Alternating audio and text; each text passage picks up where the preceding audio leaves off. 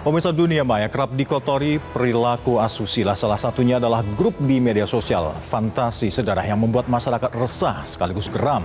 Sejauh mana hukum menindak para pelaku ini? Masih soal dinamika sosial, pemirsa, Top Report kali ini juga mengulas pendidikan karakter bagi para remaja. Apa hasil dari ratusan siswa yang dinilai bermasalah di Jawa Barat setelah dikirim ke barak-barak militer? Dan dari dunia hukum, pekan ini mantan Presiden Joko Widodo kembali mendatangi kantor polisi, tentu masih terkait dengan pusaran kasus dugaan ijazah palsu yang kini tengah bergulir di Polda Metro Jaya dan juga Mabes Polri.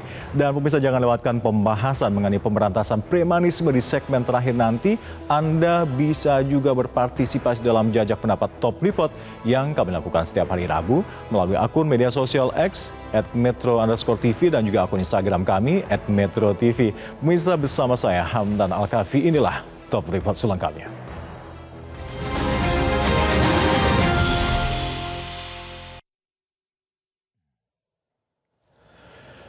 Pemirsa, dunia maya kerap dianggap sebagai dunia yang serba bebas dan nyaris tanpa batas. Tak heran banyak perilaku menyimpang yang tumbuh subur di dunia maya, terutama melalui media sosial. Top Report melakukan jajak pendapat sederhana melalui media sosial dengan pertanyaan sebagai berikut. Menurut Anda, apakah pemerintah harus lebih ketat mengawasi media sosial? Dan hasilnya 73% responden menjawab iya.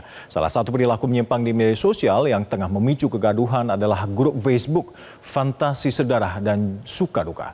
Ada ribuan orang yang menjadi anggotanya, meski konten-konten dalam grup ini jelas melanggar norma. Apakah fenomena ini adalah potret psikologis dari masyarakat yang tidak sehat? Kami telah menyiapkan reportasenya untuk Anda.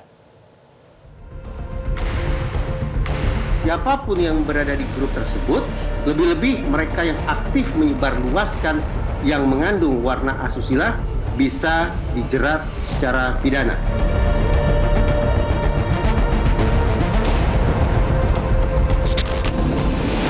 Pemirsa, perilaku menyimpang merupakan fenomena yang kerap muncul di tengah masyarakat. Selain melanggar norma sosial, perilaku menyimpang dapat pula terkena jerat pidana jika melanggar norma hukum yang berlaku di Republik Indonesia. Sayangnya, mudahnya akses dan minimnya pengawasan membuat media sosial kerap menjadi lahan subur berbagai bentuk penyimpangan hingga kejahatan. Seperti grup Facebook Fantasi Sedarah yang beberapa pekan terakhir membuat masyarakat gerah. Fenomena ini kembali mengungkap sisi kelam dunia maya. Saat mengusut grup FB Fantasi Sedarah, polisi juga menemukan grup medsos serupa dengan nama Suka Duka. Pekan ini, Direktorat Tindak Pidana Siber Barreskrim Mabes Polri dan Polda Metro Jaya akhirnya berhasil mengungkap para pengelolanya dan menangkap 6 orang pelaku.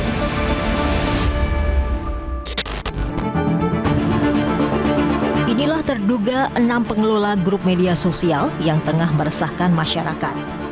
Fantasi Sedarah dan Suka Duka, nama grupnya, dengan konten bermuatan asusila. Pembahasan grup tersebut mengarah ke pelecehan seksual, insest, atau seks sedarah, khususnya anak di bawah umur. Walau berlawanan dengan norma sosial masyarakat Indonesia, grup menyimpang tersebut mampu menggait ribuan anggota.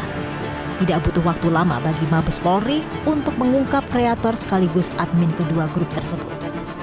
Fantasi Sedarah dan Suka Duka. 6 orang ditangkap di sejumlah tempat, yaitu DK, MR, MS, MJ, MA, dan KA.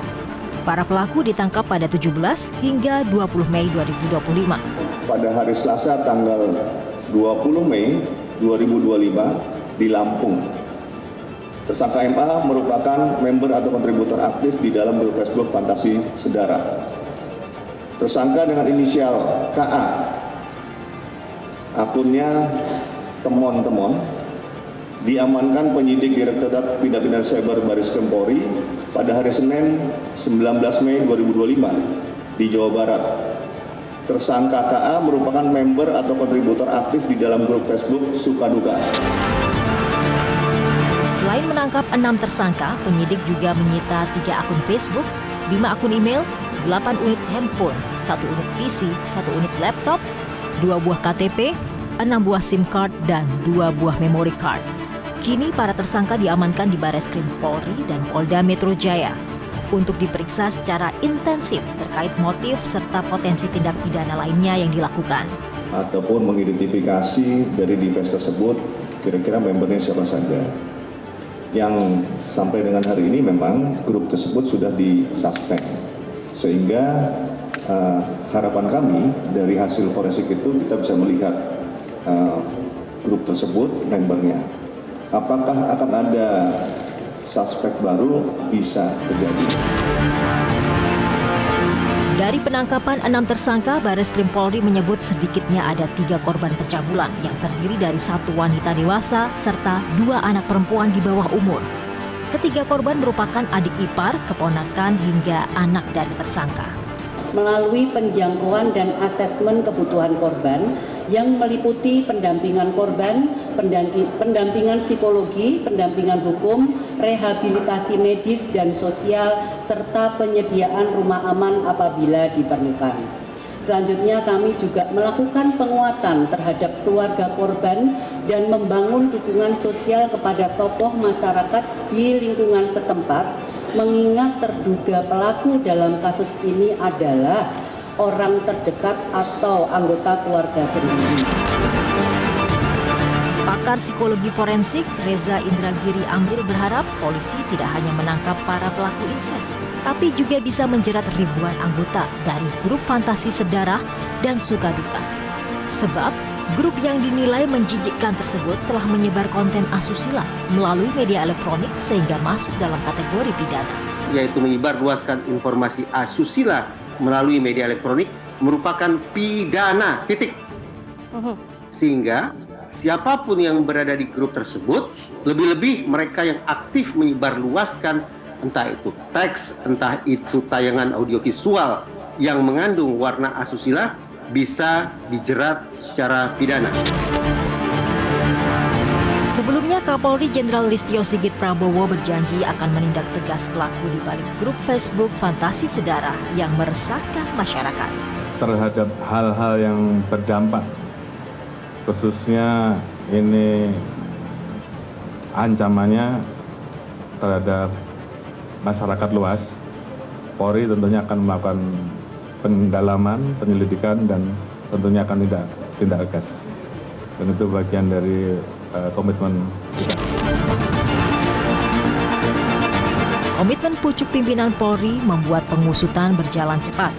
Polda Metro Jaya misalnya langsung berkoordinasi dengan Direktorat Siber Mabes Polri untuk menelusuri sosok di balik akun Facebook bermuatan konten asusila itu. Tadi kami juga sudah koordinasi dengan Direktorat Cyber Polda Metro Jaya. Dan kalau rekan-rekan juga lihat di Instagram punya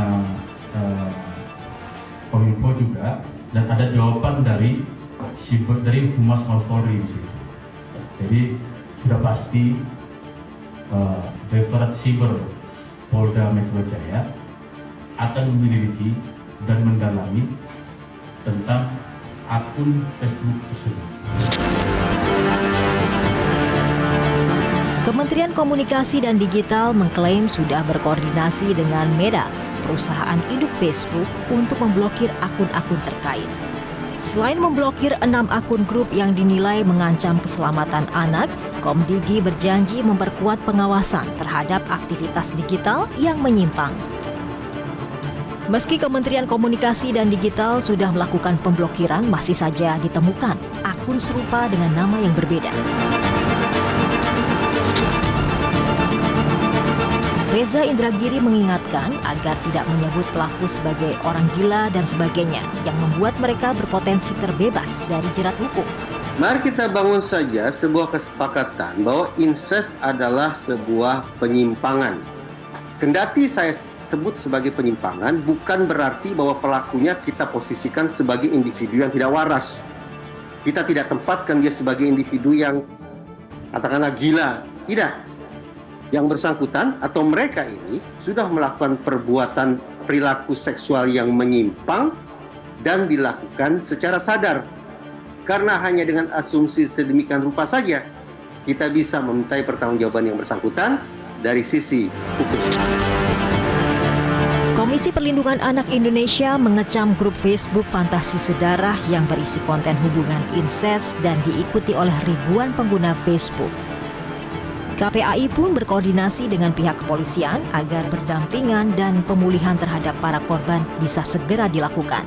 KPAI masih sebatas koordinasi dengan pihak kepolisian dan memastikan bahwa anak-anak yang terdata atau ditemukan fakta atau lokasi anak berada itu perlu segera di follow up oleh kementerian dan pemerintah daerah atau UPTD terkait, mengingat ini grupnya ini di media sosial dan tentunya bisa diakses oleh pengikut di mana saja, sehingga perlu dipastikan sekali anak-anak yang berada serumah dengan para pengikut ini juga perlu di tracing atau di intervensi untuk dukungan pemulihannya. Jika masyarakat teredukasi dengan baik, diharapkan penegakan hukum juga dapat berjalan dengan optimal.